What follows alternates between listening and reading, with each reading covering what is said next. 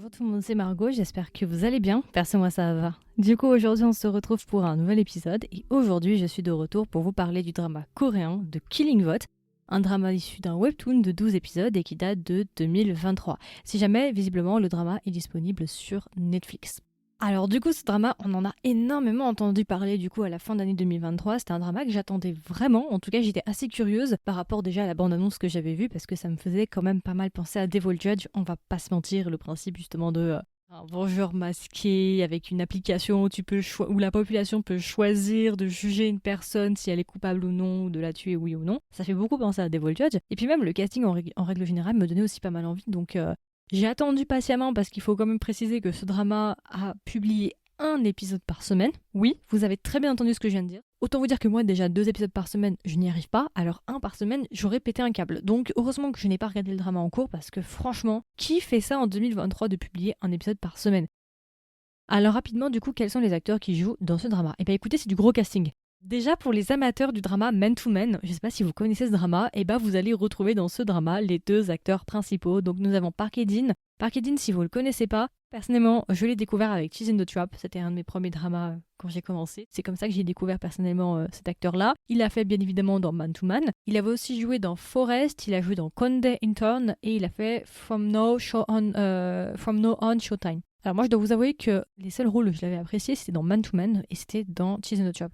Après, tous ces autres projets, personnellement, je ne les ai pas du tout aimés. Forest, je me suis ennuyée. Conde Intern, je l'ai jamais terminé. Et From No On Showtime Begin, là, je sais pas quoi, là, drop. C'est vrai que ça faisait un moment que j'avais pas réussi à trouver un rôle avec lui. Et ensuite, nous avons le deuxième acteur principal, du coup, de Man to Man, qui est, du coup, Park Sung-woong. Alors, Park Sung-woong, lui, vous le connaissez, c'est obligé, il a fait tellement de dramas. Qu'est-ce que je peux vous donner? Alors, au niveau des dramas, il a fait dans Unlock My Boss il y a pas longtemps. Il a fait dans When the Devil Calls Your Name, ça c'est un drama que j'aime énormément, je vous le recommande d'ailleurs si vous n'avez pas vu ce drama. Il a fait aussi dans un des rôles qui m'a le plus marqué avec lui qui était The Smile Has Left Your Eyes. Ce drama je vous le recommande aussi. Si vous ne l'avez pas vu, allez le voir, il est incroyable. Pareil, un review a été fait avec Christelle sur ce drama il y a déjà un petit bout de temps. Donc voilà, c'est un acteur extrêmement connu, je pense que vous le connaissez. Et enfin, nous avons une troisième actrice du coup, vous la connaissez, elle, c'est Im Ji-yeon. Récemment, nous, on l'a quand même bien connue avec The Glory. Je pense que c'est là pour beaucoup où vous l'avez découvert. Personnellement, moi, je l'avais découverte dans le drama Changmi Mansion, Rose Mansion, qui est un drama tellement sous-coté, mais qui est incroyable et que je vous recommande vivement si vous avez l'occasion de le regarder. Et récemment, elle avait aussi joué dans Lies Hidden in My Garden, mais ça, je les drop. J'ai vraiment pas du tout aimé ce drama. Et du coup, c'est notre troisième actrice et elle se retrouve dans un rôle un petit peu différent parce que dans The Glory, elle était plutôt le bourreau ou l'agresseur et ici, elle est une policière. Ce sont nos trois acteurs principaux, je ne vais pas vous donner les autres acteurs, je vous laisserai découvrir le drama, mais il y a pas mal d'acteurs aussi connus, je pense que vous connaissez. Alors rapidement du coup de quoi parle de Killing Vote? De Killing Vote en fait c'est un drama d'enquête. Ce drama du coup va se placer avec nos trois personnages. Donc nous avons le personnage de Kim Woo-chan qui est joué par Park Hae-jin qui est un policier, qui travaille d'ailleurs je crois dans tout ce qui est la section criminelle. En gros c'est ça, hein, grossièrement. Et de l'autre côté, nous avons un deuxième personnage qui s'appelle Juyeon, du coup qui est joué par In Ji-yeon, qui est elle dans la section plutôt cyber informatique, mais toujours policière, mais tout ce qui est plutôt informatique en fait.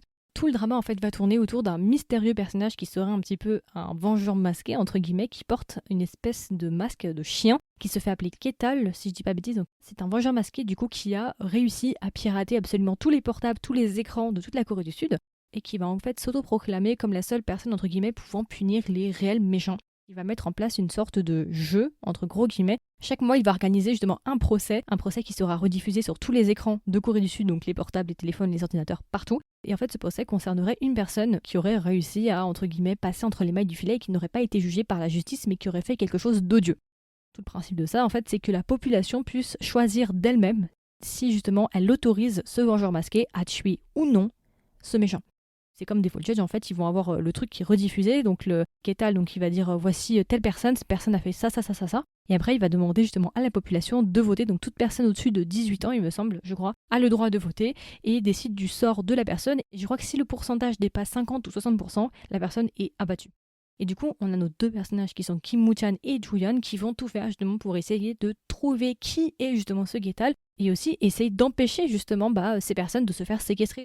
Donc voilà, on va se retrouver un petit peu dans une espèce de frénésie, hystérie collective où en fait, du coup, ça va être un jeu du chat et de la souris. On va avoir notre vengeur masqué qui va essayer de s'attirer l'opinion publique générale de son côté. Et de l'autre côté, on a la police qui va tout faire justement pour l'arrêter et essayer aussi de prévenir les futurs kidnappings et les futurs meurtres, en sachant que ces cibles-là sont forcément des cibles méchantes. C'est pas des gentils, jamais ils kidnappent des gens gentils en fait, ils kidnappent que des personnes méchantes. Donc voilà, je ne vais pas vous en dire plus, je vais vous laisser là, et voilà. Alors du coup, qu'est-ce que j'ai pensé de ce drama en point positif et point négatif ? Eh bah écoutez, c'était plutôt sympa. Moi j'ai plutôt apprécié, la première partie est plutôt addictive, chaque épisode se termine sur un énorme cliffhanger, et c'est là où je me dis, mais comment les gens ont fait pour attendre un épisode par semaine ? Moi je n'aurais pas pu. Du coup, ce rôle-là, moi ça m'a permis de me réconcilier un petit peu avec l'acteur principal, parce que c'est vrai que comme je vous avais dit avant, que ça faisait un moment qu'il n'avait pas fait un drama que j'apprécie, donc ça faisait plaisir du coup de le voir dans un rôle où je me dis, ah tiens, pour une fois, toi je t'apprécie, donc déjà je me suis un peu réconciliée, ça fait plaisir. J'ai bien aimé la pseudo-romance, parce qu'il va y avoir quand même une pseudo-romance, mais vraiment romance avec des guillemets. Hein. J'ai bien aimé, je trouve qu'il y a une très bonne alchimie entre les deux personnages principaux. Je trouve que ça fonctionne quand même très bien. Park Hae-jin, je trouve que c'est un acteur qui a beaucoup de mal quand même à avoir de l'alchimie avec les actrices. J'ai rarement vu, si ce n'est même jamais vraiment vu, d'actrices avec qui genre ils s'entendaient bien, ou bien des actrices avec qui ça passait bien au niveau du feeling. Et ben là, pour une fois, avec Kim Ji-yeon, ça fonctionne bien. Franchement, ça fonctionne bien. C'est deux tarés. Même à un moment, je me rappelle, il dit « Moi, je refuse de travailler avec quelqu'un qui est plus taré que moi. » C'est pour vous dire un petit peu la dynamique du couple. Plutôt une bonne alchimie. J'ai bien aimé le troisième personnage, du coup, qui est l'acteur qui avait joué dans Man to Man avec lui, donc Park Seung-hong. J'ai bien aimé son personnage. Je trouve que c'est un personnage qui est assez intéressant, qui est en couleur, en fait, qui est pas un personnage juste, un personnage juste outil, un personnage pion. Je trouve que c'est un personnage qui est plutôt sympa, que j'ai plutôt apprécié. Je me suis plutôt attachée à son personnage. Ce que j'aime bien avec le drama, c'est qu'en fait, c'est un drama quand même qui a pas mal de challenges. Tu sais pas vraiment où ça va tourner tout au long du drama. Déjà, tu te dis, qui est Ketal, du coup, qu'est-ce qui se passe, qui c'est. Ils aiment bien te mettre le doute en te disant, mais c'est peut-être cette personne, mais en fait, c'est pas cette personne, mais c'est peut-être elle. J'aime bien, tu vois, il y a ce côté vraiment où tu réfléchis toi-même en te disant qui c'est. Le méchant, parce qu'il y a un méchant, je trouve que le méchant est plutôt sympa. Bon, en fait, je me suis quasiment pas fait spoiler par rapport au drama. Quasiment pas. Le seul truc où je me suis fait spoiler, c'est par rapport au méchant. Alors vous allez me dire, oui, mais il y a plusieurs méchants, donc il y aurait pu avoir un doute. Ouais, mais en fait, c'était la seule fois où je me suis fait spoiler pour un méchant, c'était le vrai méchant, et c'était pas un méchant qui va se faire séquestrer une victime, vous voyez. Donc ça, voilà. J'avoue, ça m'a un peu gâché l'expérience. Le méchant est plutôt sympa, je trouve qu'il a quand même un peu de charisme, il a quelque chose. D'ailleurs, j'aurais voulu traiter davantage le méchant, je trouve peut-être qu'on l'a peut-être pas assez traité à mon sens. Il y a un autre personnage aussi, je trouve, qui a énormément brillé, c'est le couple secondaire, donc c'est le couple de jeunes. Il va y avoir un couple de lycéens en fait. Je trouve vraiment que le personnage masculin, il a vraiment brillé. Je trouve que c'est un personnage qui a pas mal de charisme, ou qui a quelque chose à l'écran. Et c'est vraiment un personnage que j'ai beaucoup aimé. Et vers la fin du drama, c'était quasiment que pour lui que je regardais la suite en fait. Parce que j'ai beaucoup aimé la première partie. Mais vers la fin, je dois vous avouer que j'ai un peu décroché, j'ai un peu perdu le fil. J'ai trouvé qu'à la fin, c'était too much. C'était vraiment de la surenchère. Et ça, je trouve ça d'ailleurs assez dommage. Et voilà, le personnage du coup, le lycéen, je trouve aussi, c'est un personnage, je trouve, qui vole un petit peu la vedette, et vraiment, il faut le noter parce que c'est, je trouve, un bon acteur. Alors du coup, mes points négatifs, j'en ai quelques-uns. J'ai trouvé malheureusement que vers la fin, c'était trop long. Je sais pas, j'ai perdu de l'intérêt vers la fin. J'étais pas en mode oh my god, qu'est-ce qui va se passer, comme par exemple dans The Worst of Evil, où à partir du 10, j'étais vraiment mais sur ma chaise en me disant mais qu'est-ce qui va se passer, comment on va terminer. J'étais vraiment à fond, je ne pouvais pas, chaque seconde était insoutenable. Au contraire, ici, je trouve que la fin, c'était saoulant quoi. Tu passes des moments, tu te dis bon, c'est bon, on a capté, allez, vas-y, arrêtez la tourne autour du pot pendant 2-3 épisodes, venons-en au fait. Et ça, je trouve ça un peu dommage. Je trouve que pour moi, ça part sur un axe un petit peu trop cliché à mon sens, en tout cas pour moi. Voilà, ça. On va dire que dans les K-dramas, il y a un petit peu genre un espèce de manuel du K-drama, où en fait, tu vois, c'est un manuel en fait qui recense tous les clichés, tous les mécanismes de K-drama, et en gros, t'as un chapitre qui s'appelle Comment terminer son K-drama, et dans ce chapitre Comment terminer son K-drama, tu as genre 400 exemples de fins possibles et disponibles que tu peux copier et que tu peux reprendre. J'ai un peu l'impression que c'est ce qu'ils ont fait en fait. Ils ont pas du tout cassé la tête. Mis à part qu'ils ont fait un truc qui sort un petit peu de l'ordinaire et tu y penserais pas nécessairement pour un des personnages. Mais sinon, pour le reste, pour le pseudo méchant, pas pour le méchant méchant, mais pour le pseudo méchant, je suis un peu déçue par rapport à sa fin. Autant il y a un personnage qui a une fin plutôt atypique et il y a un autre personnage où en fait, je trouve que je suis pas nécessairement satisfaite avec le dénouement de tous les personnages. Autant il y a des personnages où je me dis ah cool, est-ce qu'on va avoir une saison 2 et tout, ça serait grave intéressant, pourquoi pas.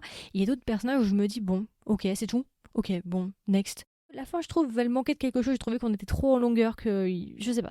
Sur les derniers épisodes, je trouve que ça perd un peu d'intérêt. Et après aussi, j'ai vu qu'il y a énormément de placements de produits qui ont été reprochés. Beaucoup de gens ont gueulé par rapport aux placements de produits. Alors c'est vrai que moi, comme j'ai l'habitude de regarder des K-dramas, ça ne me fait plus rien. Je suis un petit peu vaccinée par rapport à ça. Moi, j'avoue que je fais plus trop attention parce que j'ai l'habitude, mais je sais que beaucoup de gens ont gueulé par rapport aux placements de produits de Copico. Du coup, vous savez, les trucs de café là. Je ne sais pas.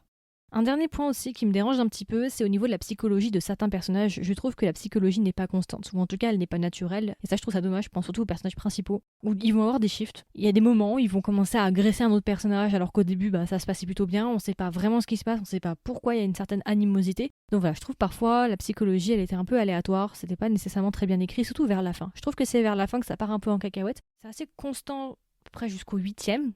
Mais après, pour moi, ça devient vite fouillis. À partir du 9, 10, 11, 12, je trouve que c'est vite fouillis. Donc voilà, et du coup, alors si je devais recommander le drama à un ami ou une amie, qu'est-ce que je lui dirais? Et est-ce que même je lui recommanderais le drama?